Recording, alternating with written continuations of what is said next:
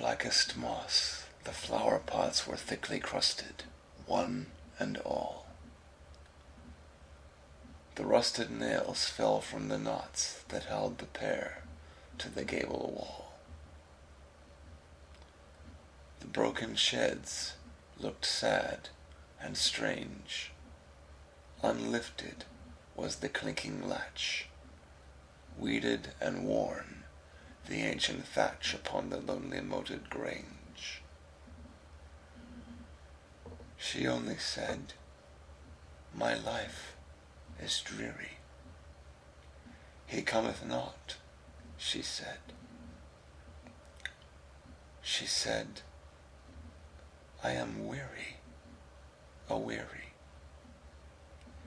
I would that I were dead." Her tears fell with the dews at even. Her tears fell ere the dews were dried. She could not look on the sweet heaven, either at morn or eventide, after the flitting of the bats, when thickest dark did trance the sky. She drew her casement curtain by, and glanced athwart the glooming flats. She only said, "The night is dreary. He cometh not," she said. She said, "I am a-weary, a-weary. I would that I were dead." Upon the middle of the night, waking, she heard the night-fowl crow. The cock sung out an hour ere light. From the dark fen the oxen's low came to her, without hope of change. In sleep she seemed to walk forlorn, till cold winds woke the grey-eyed morn about the lonely moated grange. She only said, "The day is dreary. He cometh not," she said. She said, "I am a-weary, a-weary. I would that I were dead." About a stone cast from the wall, a sluice with blackened waters slept, and o'er it many, round and small, the clustered marish mosses crept. Hard by a poplar shook alway, all silver green, with gnarled bark. For leagues no other tree did mark the level waste, the rounding grey. She only said, "My life is dreary.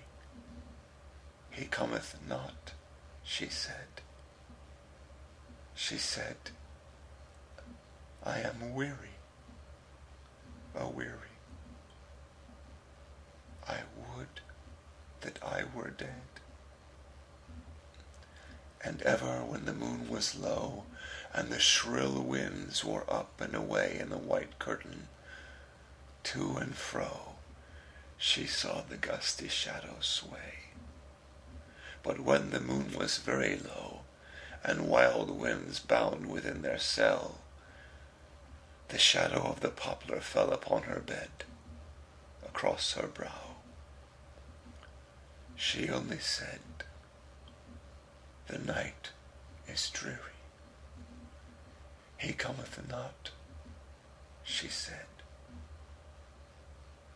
She said, "I am a-weary, a-weary. I would that I were dead." All day within the dreamy house, the doors upon their hinges creaked.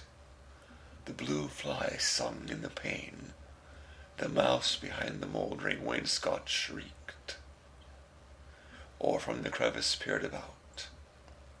Old faces glimmered through the doors, old footsteps trod the upper floors. Old voices called her from without. She only said, "My life is dreary." "He cometh not," she said. She said, "I am aweary, aweary. I would that I were dead." The sparrows chirrup on the roof, the slow clock ticking, and the sound which to the wooing wind aloof the poplar made, did all confound her sense. But most she loathed the hour when the thick-moted sunbeam lay athwart the chambers, and the day was sloping toward his western bower.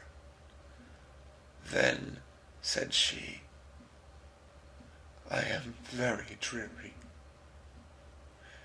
"He will not come," she said. She wept. "I am aweary, aweary. Oh God, that I were dead!"